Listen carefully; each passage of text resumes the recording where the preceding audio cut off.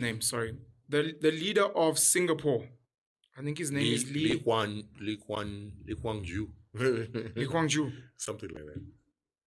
I don't know if he's the one that was responsible. I was meeting up with some people in Pretoria, and this young guy from Pretoria, or that's at the University of Pretoria, told me this, and I made a video about it.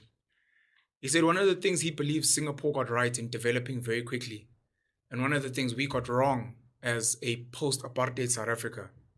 In Singapore, they invested a lot in basic skills and the education of basic skills. Everyone who was going through school, finishing school, was like, I'm going to be a plumber. I'm going to be an electrician. I'm going to become a mechanic. I'm going to become a bricklayer. Everyone was focused on the basics. We're going to Maslow's hierarchy of needs. If you are a developing nation, you are meant to build a strong foundation. And Black South Africans, in their mindset of running away from Bantu education, in their mindset of we want to live like whites, they jumped steps, which is very different from what the Afrikaners did when they took over from the British. They didn't rush to say, well, we are farmers. We are now just going to be lawyers and doctors. They were like, we need to build. And they still have that mindset now at Orania and the Afri Forums and what they do. I think they get it from there. We wanted to jump. You come from a township, or maybe a squatter camp, an informal settlement. And in your head, you want to move from there and become an actuarial scientist. When you look at the problems of your nation, or where you come from, your neighborhood, which is what this guy was saying, Singapore got right. Every child in that township is meant to be like, our goal is going to learn construction, how to build nice fancy homes, how to build nice paved roads, how to ensure that we have flowing water. We're all going to learn how to build a foundation so that our children will then become the nurses and the teachers, and their children will become the lawyers and the accountants and the whatever. And over time, this was where the story started with him. Over time, Singapore started phasing out the basic jobs because they no longer needed them because everything had been built. And he says one of the issues we have in South Africa is we've even closed the FET colleges and skills development institutions because no child wanted to go and study those things. Everyone wanted to go and get a degree. And that's why we've got this issue now. And now we're going to foreigners. And sometimes you'll get a white Afrikaans man who's coming to fix your blocked toilet because Black South Africans don't want to do those jobs. And for me, the lesson was, never mind the country, just look in our own families at the things we are chasing and the basics that we haven't fixed. Where in our extended families, they're still living in RTPs, they're still living in townships. And some of us are trying to live in Dubai when we haven't been able to fix this. And if you're going to invest in the education of your cousins, your nieces and nephews, trying to invest more in the construction and the building of the things, so that if some of them are talented and want to have high-paying professions, it's like at least back home we've built the basic infrastructure. I hear you, and I hear the argument of Africans always trying to compare themselves with Asia and Singapore. But what we do when we make those comparisons is we never look at who these countries are and whether their circumstances are the same to us. So you are like a child who came up in a township in a poor family, trying to compare yourself with your next door neighbor who's got a rich uncle or rich parents and trying to think that your circumstances are the same and then trying to use that blueprint for yourself. You can't. Who is Singapore? What is Singapore? Where did Singapore come from? And what is its position in the current value chain and value system? Singapore is a former British colony that currently repairs British American ships when they're passing the Straits of Hormuz. I think that's what we call it. They are strategically placed where they are to have a US base, a British base, and to repair ships. So that was one of the industries that they had.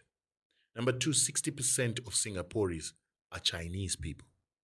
Then I think another 13% are Indian, and then so forth and so on. Why is that important? It's important because Singapore is at the tip of China in the South China Sea. And their job, when China was close to the world, was to be the gateway point for European companies to put in their products into China through Singapore, through the Chinese citizens that were living in Singapore, and to also do the same to India. Then they also from providing just products, repairing products, they began to manufacture the products because there was a gateway to China and the 4 billion people market of South Asia. Then, once they had started getting the products in and they were making so much money from that, they then gave that job to other countries, Vietnam, Malaysia, Indonesia, and then they began to do the banking and the financing. Then China opened up. By that time, they were already occupying a very strategic position of springboarding Western products into a 4 billion people market. Now imagine if you're a middleman for a 4 billion people market. How much money do you think you can make in the process? You're going to be rich. So how many other countries can be a Singapore? Very few. South Africa is the closest thing to in Africa to a Singapore, in that South Africa is a gateway and a springboard for companies to enter into the African market. Correct. And you'll see that South Africa is also prosperous because of that. Will it be a Singapore? It's difficult for it to be a Singapore because Africa is not a 4 billion people market. And Africa wasn't targeted by the West to become the factory of the world. So therefore, the West were willing to put technology, education, knowledge, and finance to industrialize Asia, to make it an industrial hub and the manufacturing factory of the world. Africa is a low-cost resource extraction center. It is deliberately denied education, deliberately denied investment, deliberately denied technology. Those are the positions we are in.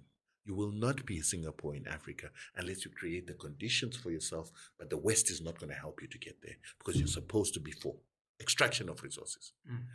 Asia, most Asian countries were given the Marshall Plan. They were lent money by the West after the Second World War, and they were even given reparations from Japan. Many people don't know that. All this makes Asia totally different to Africa. And even when people say, yeah, but Asian countries were at this point when Zimbabwe got its independence, they were at that point, but they were getting money, investment, technology, and assistance to develop industry, while you were being denied and deindustrialized. The two are not the same. However, you do bring points of what we can learn from them. But when you've got an economy that doesn't have a middle class, you can have as many plumbers as possible. They're never going to make much money. That's why you see the FET colleges that teach plumbing were not viable, because kids would look at their uncles who were plumbers who were not making money because there's too many plumbers, too many builders. Right now, there are few builders and few plumbers. So the Zimbabwean guy comes in, does well, and then you start saying, oh, we should have continued plumbing school. No, it wasn't working. It wasn't working because there were too many plumbers, too many skilled people, and there were not enough jobs because the white guys occupied that level. They are the plumbers. They're the electricians. They get the real lucrative jobs, and the crumbs that fall off the table are not enough for somebody to go and do a course for 3 years to learn so that he can be paid mediocre and peanuts. So this is something we must always know and remember. The white plumbers do well because they are dealing with the middle class of white South Africans who have the money, and companies and corporates where they make the money. But it's not only the plumbing that you have this problem. Look at us. We're marketers, communicators. We are accountants. You see accountants living like paupers in South Africa. You see accountants who work for themselves. Lawyers who work for themselves in South Africa living mediocre lives. All he does is go and bail out Botsotsi. That's how he makes his money. No one will give him a brief. Too many lawyers. It'll be like that with every other profession. That's why you see people stay away from certain professions, because there's not enough of a black economy. This 7% all black people are fighting for is not enough to take care of plumbers, electricians, and everybody in this economy. So that's why when we say restitution is very important, which is what happened to Asia, we mean it. That's how Israel is able to support its plumbers and its electricians, is they don't have a tier of people who colonize them above them, than them. No, they're controlling the whole country alone. They were given reparations of over $100 billion to build their country and to assist their country. Then others, Jewish people were dominating all across the world, send money home.